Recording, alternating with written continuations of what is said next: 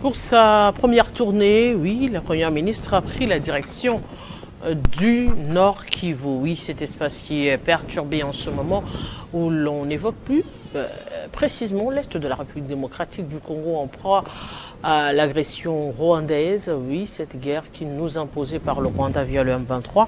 On va évoquer cette tournée. Quelles seront les retombées? Quelles sont d'ailleurs les retombées? Parce qu'elle n'a pas été seule. Elle s'est fait accompagner des ministres du secteur, notamment la ministre des Affaires sociales et Actions humanitaires, oui, Aziza Mounana de la partie. Et pour en parler, nous sommes avec Mardoché Nsele. Bonjour et bienvenue. Merci, madame.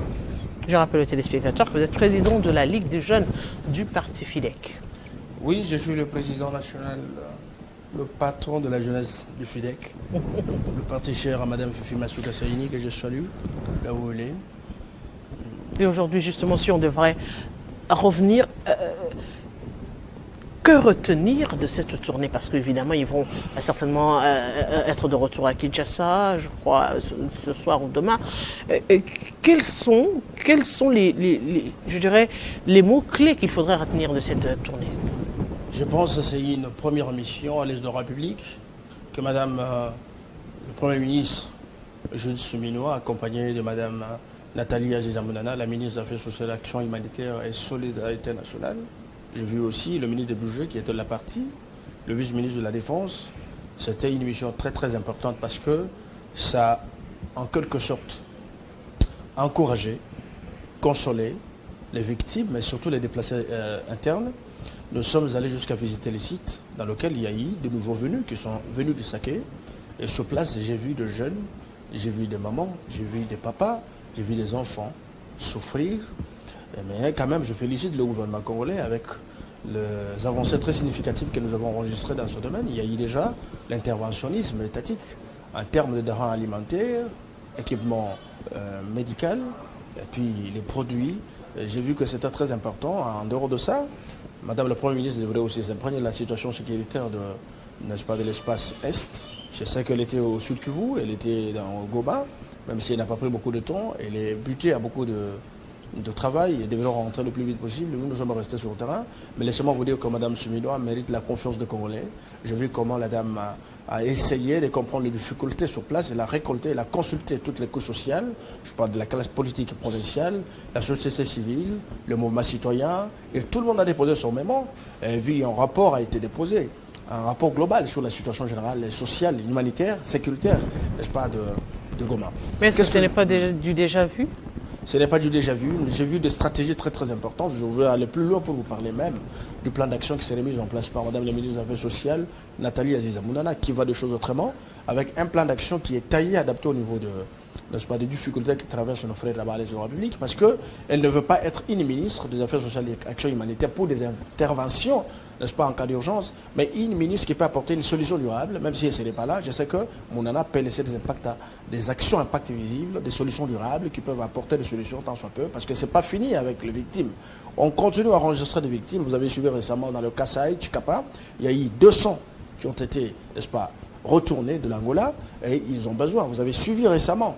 Il y a des feux de brousse qui a fait des victimes. À Kamoucha, ils ont fait à Ndjokopunda, ils ont fait des victimes. À Benakashia, des victimes à Popo Kabaka, dans la province du Congo. La même chose partout. Nous avons de feux qui ont ravagé, pour ne pas parler des Kazumba. De l'autre côté, il y a eu même affrontement entre communautés et ça fait beaucoup de victimes. Je sais que avec l'implication de Madame le Premier ministre, je suis très très satisfait par le fait qu'elle mûrit un programme à travers le ministère sectoriel, un programme qui serait taillé au niveau des difficultés, n'est-ce pas, que traverse le pays. Et surtout l'important, c'est mettre les victimes qui sont d'abord exposées à beaucoup de difficultés. D'abord, les déplacés internes là-bas à l'Est de la République sont exposés à beaucoup de difficultés. Vous avez suivi récemment des bombes, n'est-ce pas, dans le cas de réfugiés. Et ils étaient doublement victimisés. D'abord, ils ont été déplacés. Après, là où ils sont partis pour bénéficier de la sécurité alimentaire, sécurité à tous les niveaux, alors il y a encore le malheur qui les suit. La visite de la Première ministre, c'était vraiment quelque chose de très grand parce que moi je l'ai vu, j'ai lu dans les yeux de tout le monde, chacun était satisfait et ce qu'il a promis, il a promis quelque chose de grand.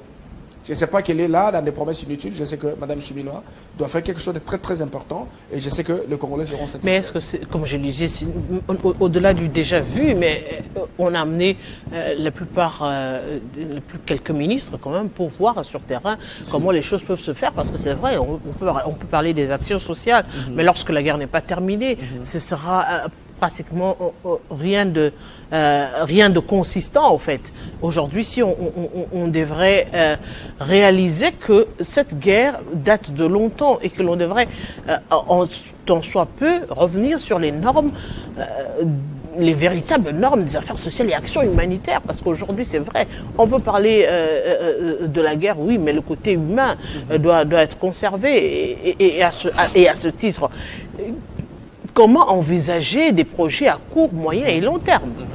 Bon, c'est très important, une question très importante. Je commence d'abord avec la situation de la guerre. Je sais que la guerre nous a été imposée, ça fait des années, madame. Ça fait des années. Mais les efforts qui sont fournis sous Félix-Antoine Tshisekedi, ce n'est pas les mêmes efforts qui ont été fournis sous Mobutu, sous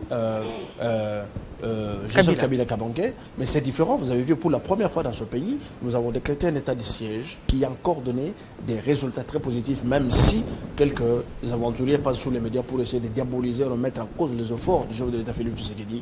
Je vais plus loin pour vous dire que la guerre est en train de partir. La guerre ici va prendre fin. Je sais que c'est un processus. Parce que la guerre devrait être menée au niveau diplomatique, au niveau interne, au niveau politique, au niveau sécuritaire. Toutes les conditions devraient être mises en forme. Parce qu'il faut ici soulever que la question de réforme au niveau de l'armée s'avère très importante. Je dis merci au président public Félix Tshisekedi parce que les réformes ont commencé. On ne peut pas le faire directement et on y va petit à petit jusqu'à ce que les réformes seront effectives et donner le sens républicain à cette armée qui peut être à mesure de répondre, n'est-ce pas, aux besoins de sa population. Je commence d'abord par féliciter nos vaillants combattants qui sont au front et qui font un travail impeccable.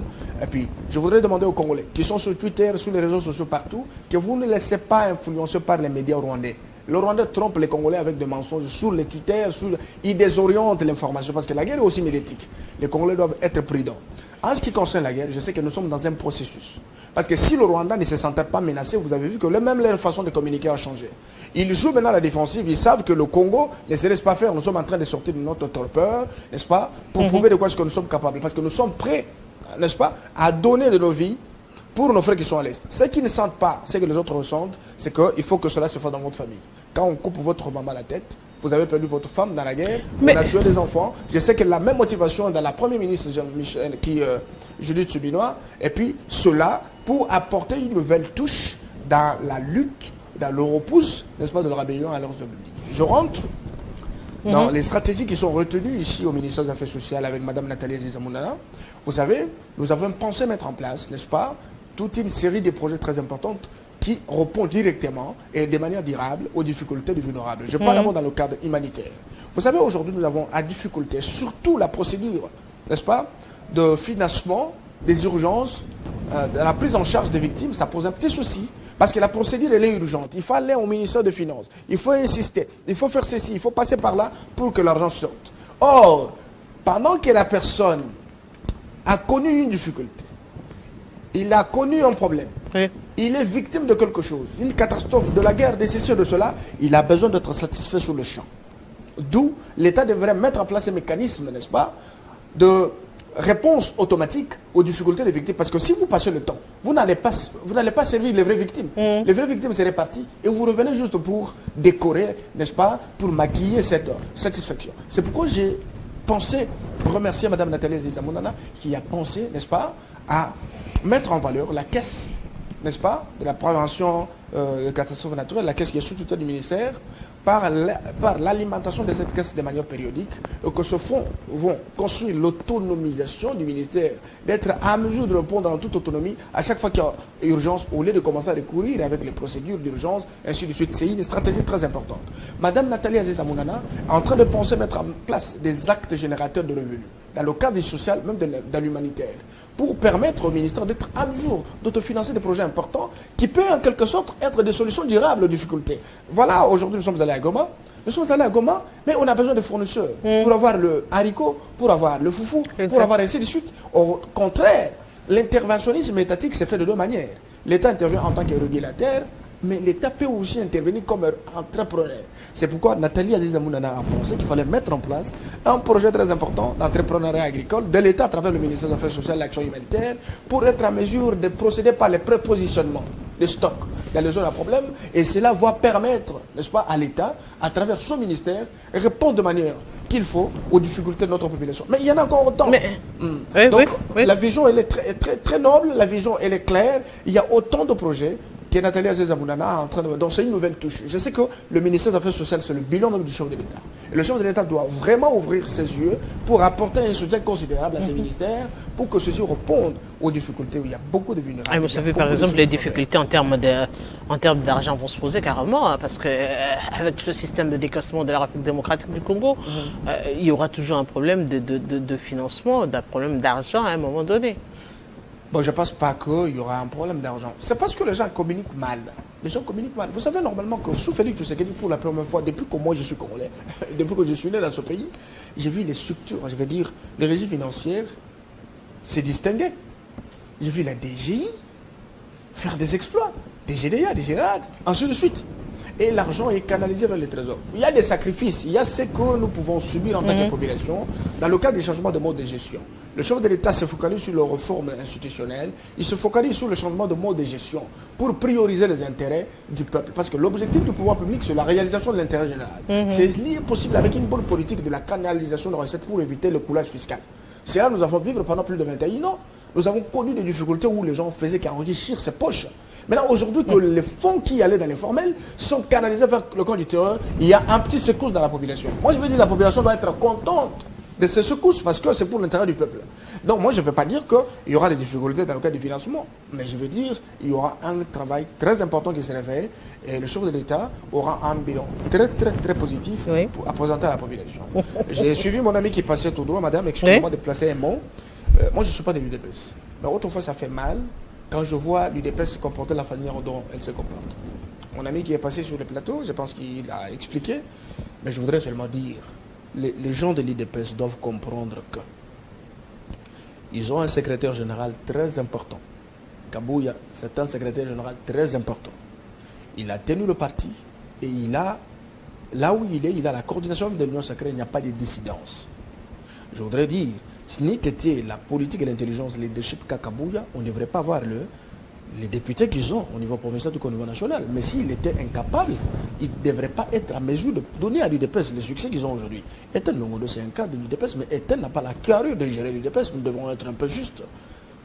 Mais Etienne, il n'a pas demandé à gérer l'UDPS. Il a juste évoqué la tenue d'un congrès. Il a montré les faillances. Ça ne veut pas dire que s'il va en contre-courant avec son parti. C'est ça ce qui n'est pas bon. Il va en contre-courant avec son parti. Pourquoi saisir le parti pour qu'il y ait un congrès? C'est-à-dire qu'il y a Angus Roche. Parce que c'est important, c'est qu'il y a eu déjà un congrès, Kabouya a été confirmé. Attendez que son mandat arrive au bout. Alors vous vous disputez pourquoi? Parce qu'Etienne Longodo n'a pas été un modèle comme ambassadeur, n'est-ce pas, de l'UDPS au sein du gouvernement, ça me le connaît. Il est parti, il est sorti avec une personnalité tachée en rouge, où il a été cité dans un document de fonds de l'État. Vous savez que l'UDPS, c'est le miroir de la démocratie où vous devez prêcher par les valeurs.